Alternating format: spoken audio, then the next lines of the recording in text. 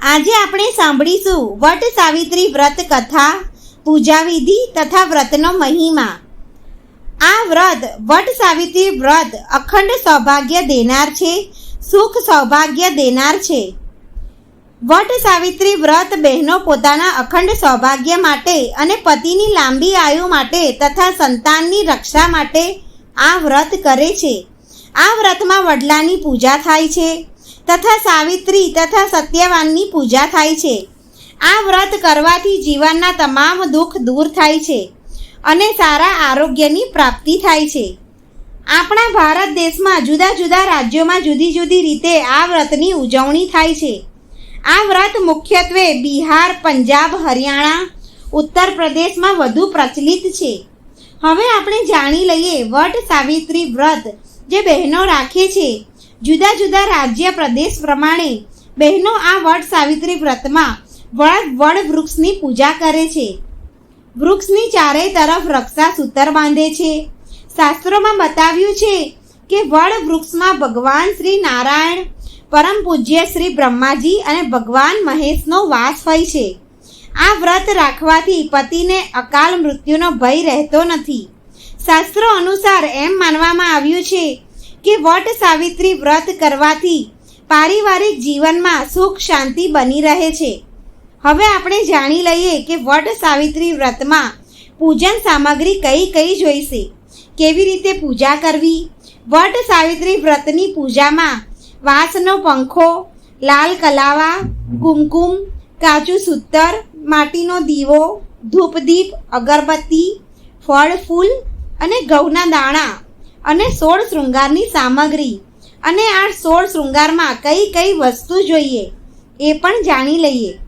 લાલ ચુંદડી, લાલ બંગડી, બિંદી, મંગળસૂત્ર, લાલ કુમકુમ, મહેંદી, કાજળ, Payal, nail polish, કાનની વાળી, અરીસો, આ બધું 16 શૃંગાર કહેવાશે.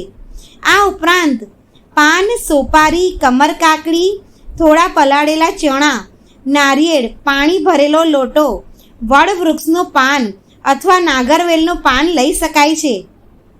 ફળ ફૂલ અને 1.25 મીટર વસ્ત્ર લેવાનું હોય છે.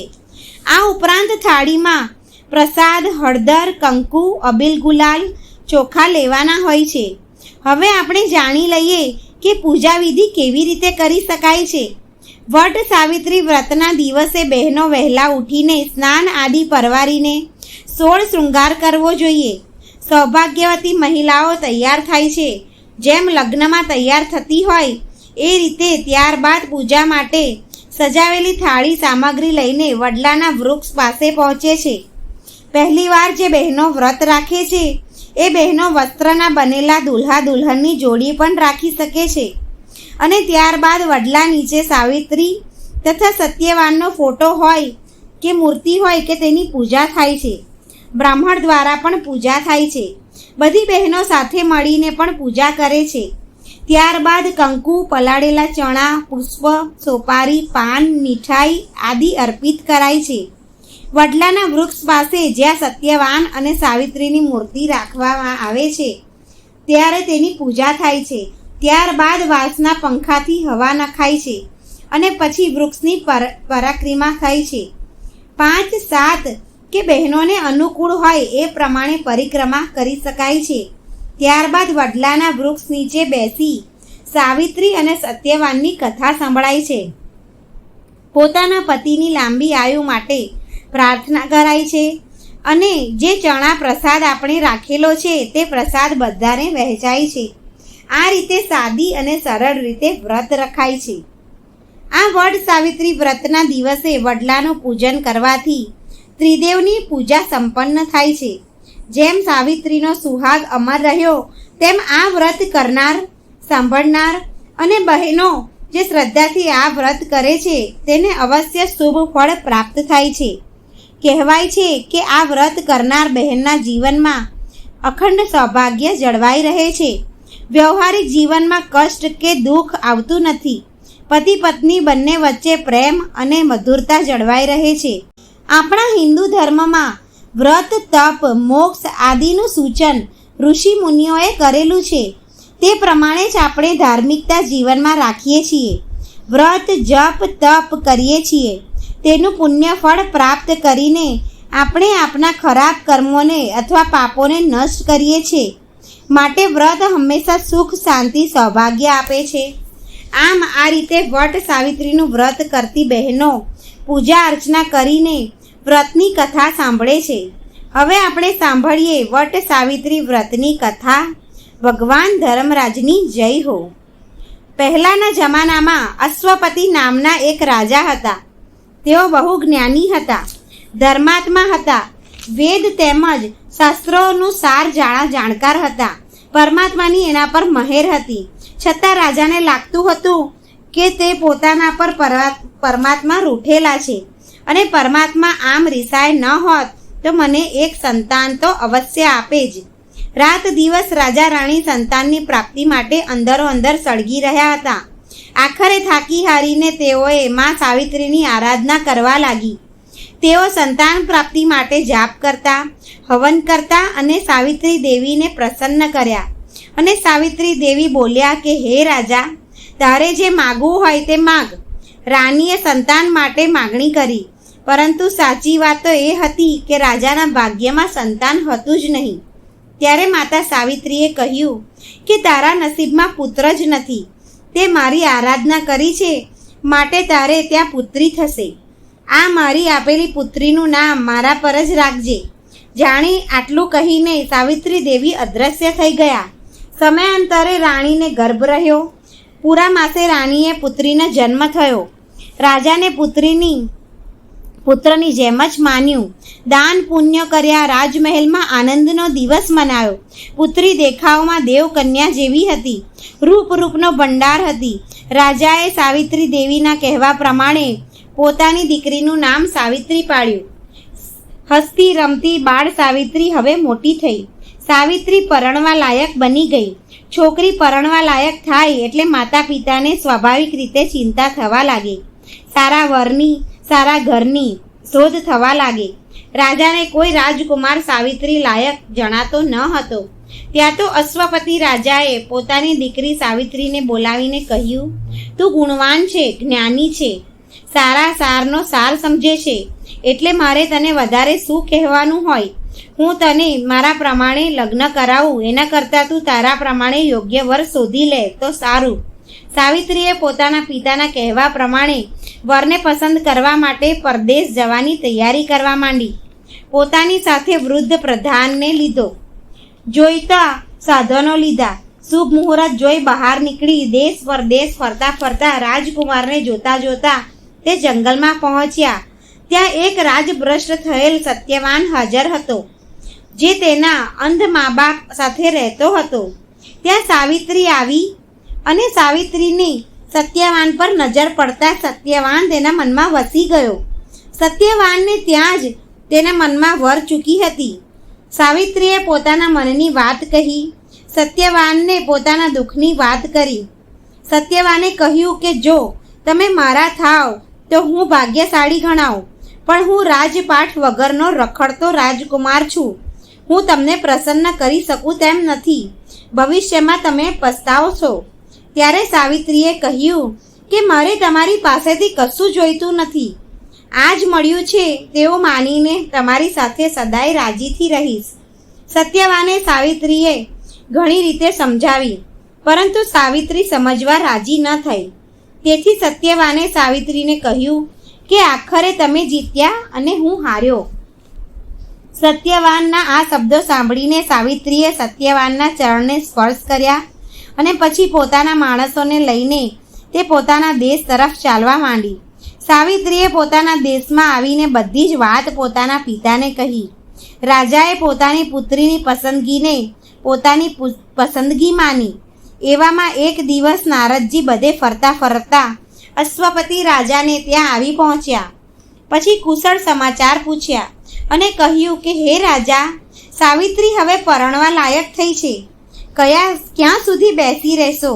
નારદજીને જવાબ આપતા રાજા બોલ્યા કે હે નારદજી, સાવિત્રીએ દેશ પરદેશ ફરતા ફરતા સત્યવાનને પોતાની પસંદગી બનાવી છે. રાજાના આ શબ્દો સાંભળી નારદજીએ માથું ધુનાવ્યું. નારદજીને માથું ધુનાવતા જોઈ રાજાએ પૂછ્યું કે હે નારદ, સાવિત્રીની પસંદગી યોગ્ય નથી કે શું? ત્યારે નારદજીએ કહ્યું કે ના રાજા, એમ તો કહેવાય કે દેવોએ જેમ સમુદ્ર મંથન કરી રત્નો કાઢ્યા તેમ સાવિત્રીએ પણ બધા રાજકુમારોમાંથી સારો રાજકુમાર પસંદ કર્યો છે. તો રાજાએ પૂછ્યું કે માથું કેમ ધુનાવ્યું? ત્યારે નારદજીએ કહ્યું કે માથું ધુનાવવાનું કારણ જુદું છે. સાવિત્રીની પસંદગી અતિ ઉત્તમ છે, પણ એ રાજકુમારના આયુષ્યમાં માત્ર 1 જ વર્ષ બાકી રહ્યું છે. રાજા ચમકીને બોલ્યા કે આ શું કહો છો તમે? નારદજી કહે કે માત્ર 1 જ વર્ષનું આયુષ્ય બાકી છે? તો મારી સલાહ છે કે સત્યવાનને બદલે બીજા કોઈને પસંદ કરો. પછી રાજાને સાવિત્રીને કહ્યું કે બેટા, નારદજી ઠીક કહે છે, 1 જ વર્ષનું આયુષ્ય બાકી છે, તેની સાથે પરણવાની શું ફાયદો? ત્યારે સાવિત્રીએ પિતાને કહ્યું કે પિતા, તમારું કહેવું તદ્દન સાચું છે, પણ એક વખત જે શબ્દો મોઢાથી નીકળી ગયા એ શબ્દો પાછા મોઢામાં જઈ શકતા નથી. બીજાને પસંદ કરવાની તો વાત જ નથી.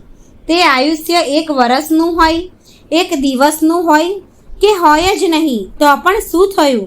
હું તેમને મન તન ધનથી પરણી ચૂકી છું. નારદજીએ રાજાને કહ્યું કે હે રાજા, જેમ મેરુ પર્વતને ચડાવી શકાતો નથી તેમ સાવિત્રીને ચલાયમાન કરી શકાય નહીં. તું ખુશીથી સાવિત્રીને સત્યવાન સાથે પરણાવ. પરમાત્માને બધાની પડી છે, તે બધું સંભાળી લેશે. આટલું કહી નારદજી ચાલ્યા ગયા. રાજા પોતાના સગા સંબંધીઓને લઈને જ્યાં સત્યવાનના પિતા ધૂમ્રસેન રહેતા હતા ત્યાં આવ્યા અને પોતાનું નામ જણાવીને નમસ્કાર કર્યા. ધૂમ્રસેને પણ રાજા અશ્વપતિ અને તેમના સગા સંબંધીઓનો સત્કાર કર્યો. તે કુશળ સમાચાર પૂછવા લાગ્યા. ધૂમ્રસેને કહ્યું કે આ દેવી અહીંયા કેમ પધાર્યા છે?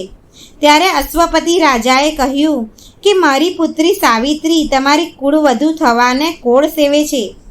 આપ જો રજા આપો તો તેઓની ઈચ્છા પૂરી થાય. રાજા ધૂમ્રસેન આ વાત સાંભળી ઘણા આનંદમાં આવ્યા. બધું જતું રહ્યું. જો સાવિત્રી પુત્રવધુ થાય તો એ મારા માટે આનંદની વાત છે, પરંતુ મારા સ્વાર્થ ખાતર તમારી પુત્રીને કૂવામાં નાખવાની સલાહ ન આપો. અમે તો રાજપાટ વિનાના છીએ. આ જંગલમાં ઝૂંપડી બાંધી રહીએ છીએ, કંદમૂળથી પેટ ભરીએ છીએ. તમારી પુત્રી સાવિત્રીને શિયાળાની ટાળ, ઉનાળાની ગરમી અને વરસતો વરસાદ સી રીતે સહન થશે? ત્યારે જરા તમે વિચારો, એ સારું. ધૂમ્રસેનની આ વાત સાંભળી અશ્વપતિ રાજા બોલ્યા કે આપે ગણાવ્યા તેમ જો અધિક દુઃખ આવી પડે તો સાવિત્રી સહન કરવા તૈયાર છે. એ દુઃખને સુખમાં જ માની આનંદથી રહેવાની છે. પોતાનું બધું સુખ પોતાના પુત્રમાં જ જોઈ રહી છે.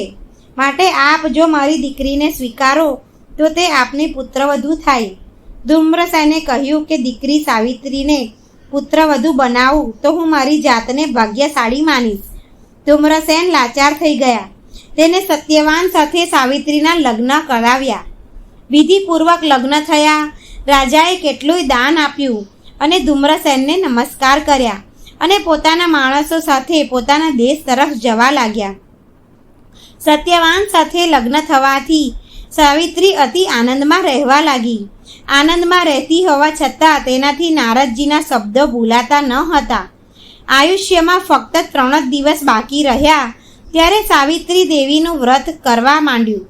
છેલ્લી વાર જ્યારે સત્યવાન કુંહાડી લઈને જંગલ તરફ જવા નીકળ્યો ત્યારે સાવિત્રી કહેવા લાગી કે મેં આજ સુધી તમારી પાસે કંઈ જ માગ્યું નથી. ત્યારે સત્યવાન બોલ્યો કે યોગ્ય હશે તો તમારી ઈચ્છા જરૂર પૂરી કરીશ. સાવિત્રીએ કહ્યું કે આજે હું જંગલમાં તમારી સાથે આવવા માગું છું. જ્યાં સુધી મારા પિતા રજા ન આપે ત્યાં સુધી હું કેવી રીતે તમને મારી સાથે લઈ જાઉં? જો તમે માતા પિતાની રજા મેળવી લો તો તમે ખુશીથી મારી સાથે આવી શકો છો. સત્યવાનની વાત સાંભળી પોતાના વૃદ્ધ સાસુ સસરા પાસે જઈને સાવિત્રીએ પ્રણામ કર્યા અને કહ્યું કે મને આજે વનમાં જવાની ઈચ્છા છે. તમે રજા આપો તો હું જાઉં. ત્યારે ધૂમ્રસેને સાવિત્રીને કહ્યું કે બેટા, તમારે 3 દિવસનો ઉપવાસ છે, પારણું કરીને પછી જાઓ. ત્યારે સાવિત્રી સત્યવાન પાસે આવીને બધી વાત કરી.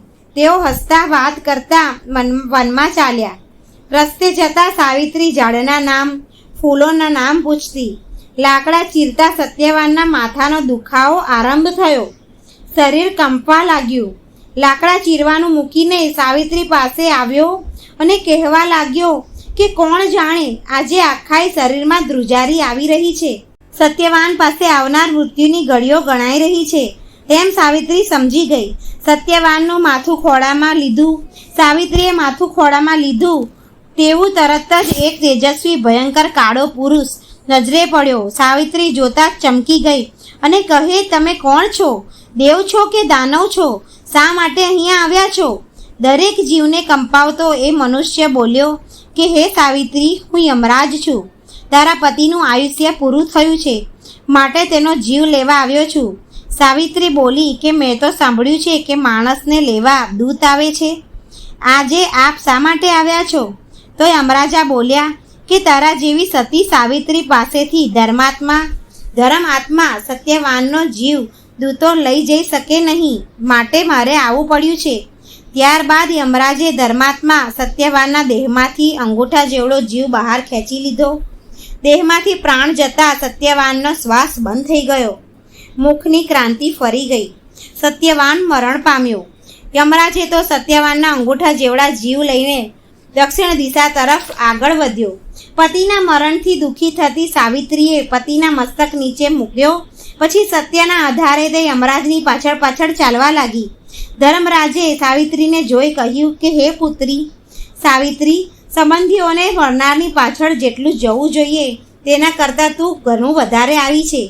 તું સત્યવાનની મરણ ક્રિયા કર. ત્યારે સાવિત્રીએ કહ્યું કે હે મહાનુભાવો, પતિના પગલે પગલે પત્નીએ ચાલવું જોઈએ. આપ મારા પતિને લઈ જશો ત્યાં મારે પણ આવવું છે. સ્ત્રીએ પોતાના પતિનો પડછાયો બનીને રહેવું જોઈએ. યમરાજે સાવિત્રીને કહ્યું કે હું તારાથી ઘણો પ્રસન્ન છું, એટલે તને હું સત્યવાનના જીવ વિના ગમે તે માગવા કહું છું. એ યમરાજ, જો તમે મારી પર પ્રસન્ન હોવ તો મારા અંધ સાસુ સસરા દેખતા થઈ જાય એવું મને વરદાન આપો. યમરાજે કહ્યું, સારું પુત્રી, તારા આ વરદાન પૂર્ણ થશે. હવે તું અહીંયાથી પાછી જા. ત્યારે સાવિત્રીએ કહ્યું કે હું પાછી કેવી રીતે જાઉં? હું મારા પતિથી પળવાર પણ અલગ રહી શકું એમ નથી. શાસ્ત્રોમાં હંમેશા કહેવાયું છે કે માણસે હંમેશા સત્પુરુષોનો સાથ કરવો જોઈએ. ત્યારે યમરાજે કહ્યું કે પુત્રી, તારા શબ્દો સાંભળતા ઘણો આનંદ થાય છે, તેથી હું સત્યવાનના જીવ વિના બીજું એક વરદાન આપવા માગું છું. તો સાવિત્રીએ કહ્યું કે હે યમરાજા, હું આપણી પાસે મારા સસરાનું ગયેલું રાજપાટ પાછું માંગુ છું. યમરાજાએ કહ્યું કે સારું પુત્રી, વરદાન પૂરું થશે. હવે યમરાજા આગળ ચાલ્યા. યમરાજાની પાછળ પાછળ સાવિત્રી પણ આગળ ચાલવા લાગી. યમરાજાએ ફરીથી કહ્યું કે હવે તું તારા પતિની મરણ ક્રિયા કરવા પાછી જા. તું ઘણી આગળ આવી છે. મારાથી મારા પતિના મુખ દર્શનનો મોહ છોડાતો નથી. સાવિત્રીએ કહ્યું કે મહારાજ, સત્પુરુષ કોઈને દુઃખ દેતા નથી, સાથ છોડતા નથી. તેઓ શરણે આવેલા લોકોને નિરાશ પણ કરતા નથી. આ વાત સાંભળી યમરાજા બોલ્યા કે સાચું છે પુત્રી, પારકાના સુખે સુખી થાય તે જ સત્પુરુષ કહેવાય. તારા શબ્દો મને આનંદ આપે છે. હું તારા પર ઘણો પ્રસન્ન છું. સત્યવાનના જીવન વિના તું ગમે તે વરદાન માગી શકે છે. ત્યારે સાવિત્રી વરદાન માગતા બોલી કે મહારાજ, મારે એક પણ ભાઈ નથી. મારા પિતાને ત્યાં 100 પુત્ર થાય તેવું વરદાન આપો. યમરાજે તથાસ્તુ કહ્યું. યમરાજા આગળ ચાલ્યા. સાવિત્રી તેમના પાછળ પાછળ ચાલવા લાગી. યમરાજા બોલ્યા કે તું ઘણી આગળ આવી છે, તું થાકી ગઈ હશે, હવે પાછી જા. સાવિત્રી વળતો જવાબ આપતા કહ્યું કે મને મારા પતિની પાછળ જતા દુઃખ કે થાક જેવું કશું લાગતું નથી. વળી આપ જેવા સત્પુરુષોનો સમાગમ ભાગ્યે જ થાય છે. સત્પુરુષો હંમેશા પવિત્ર હૃદયવાળા હોય છે. યમરાજા બોલ્યા કે તારા શબ્દો હૃદયને શાંતિ આપી રહ્યા છે. આના બદલામાં તને જે કંઈ વરદાન આપું તે થોડુંક જ છે. તું મારે પાસે સત્યવાનના જીવ વિના ઈચ્છા હોય તે વરદાન માગી લે. યમરાજે પ્રસન્ન થઈ કહ્યું કે સાવિત્રીએ વળતો જવાબ આપ્યો કે હે યમરાજા, આજે મને ઘણું બધું આપ્યું છે, પણ તમે વરદાન આપવા માગો છો તો તમે એક વરદાન આપો કે મારે સત્યવાનથી સ્વપુત્ર થાય. યમરાજાએ કહ્યું તથાસ્તુ. યમરાજા વરદાન આપી આગળ વધ્યા. સાવિત્રી ફરીથી પાછળ ચાલવા લાગી. સાવિત્રીને જોઈ યમરાજાએ કહ્યું કે હવે પાછી જા. સાવિત્રીએ કહ્યું કે મહારાજ, આપે જે મને વરદાન આપ્યું છે તે સત્યવાન વગર સી રીતે સફળ થશે? તમે તો સત્યવાનને તમારી સાથે લઈ જાઓ છો. યમરાજા તો વિચારમાં પડી ગયા અને પ્રસન્ન થઈ બોલ્યા કે સાવિત્રી, તે મને જીતી લીધો છે. હવે તું પાછી જા. સત્યવાનને હું તને પાછો આપું છું. સત્યવાન અને તું આ દુનિયાના 400 વર્ષ સુધી સાથે રહેજો. શુભ કર્મ કરજો. કહીને યમરાજાએ અંગૂઠા જેવડા જીવને પાસમાંથી મુક્ત કર્યો. સાવિત્રી ઝડપથી પાછી ફરી અને સત્યવાનનું મસ્તક પોતાના ખોળામાં લીધું અને તરત જ સત્યવાન ઊંઘમાંથી ઉઠ્યો હોય તેમ બેઠો થયો. ત્યારે સાવિત્રી પ્રસન્ન થઈ ગઈ. સત્યવાને કહ્યું કે મેં તને હમણાં જ યમરાજા સાથે વાતો કરતા જોયા, એ સાચું હતું? ત્યારે સાવિત્રીએ બધી વાત કહી સંભળાવી. સાંજ પડતા ધુમ્રસેન રાજા વ્યાકુળ થઈ ગયા માટે સત્યવાન સાવિત્રીને શોધવા નીકળ્યા. તેઓ ઝૂંપડીમાંથી સત્યવાન અને સાવિત્રી નામની બૂમો પાડીને આગળ વધ્યા. તેવામાં તેમને સત્યવાન અને સાવિત્રી પર નજર પડી. એવામાં બંને ધુમ્રસેન રાજા પાસે આવીને પ્રણામ કર્યા.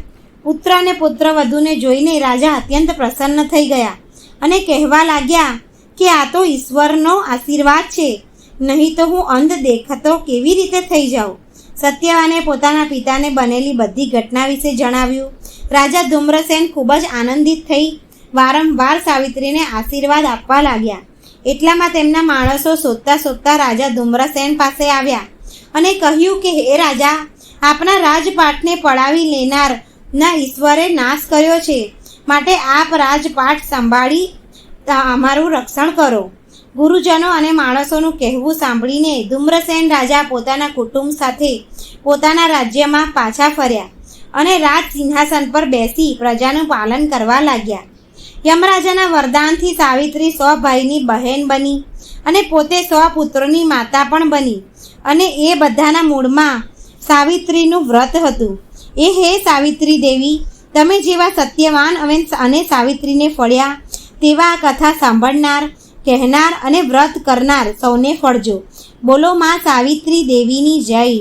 મિત્રો, આશા છે કે તમને આ વિડીયો પસંદ આવ્યો હશે. તો આ ચેનલને લાઈક કરો, શેર કરો અને ચેનલને પહેલીવાર જોઈ રહ્યા હોય તો સબસ્ક્રાઈબ જરૂર કરો.